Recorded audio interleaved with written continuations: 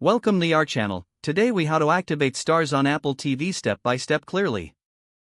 To activate Starz on your Apple TV, begin by turning on your device. Once your Apple TV is on, navigate to the App Store on the home screen. In the App Store, use the search function to type in Starz. Select the Starz app from the search results. Download and install the Starz app by clicking on the Get button. After the installation is complete, open the Starz app. You will be greeted with an activation screen.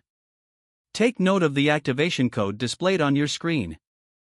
Now, grab your smartphone or computer and open a web browser.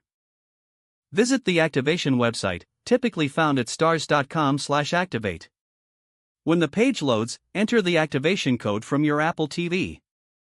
Next, you'll need to sign in using your Starz account credentials. If you don't have an account yet, you can follow the prompts to create one. After signing in, the website will process your activation request.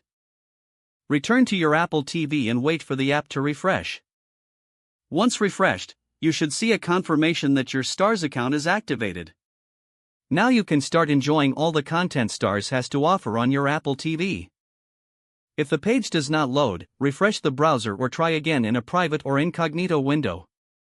Make sure you are using the correct email address, then retype it carefully to avoid small typos. If your password is not accepted, use the reset option and create a new strong password you can remember.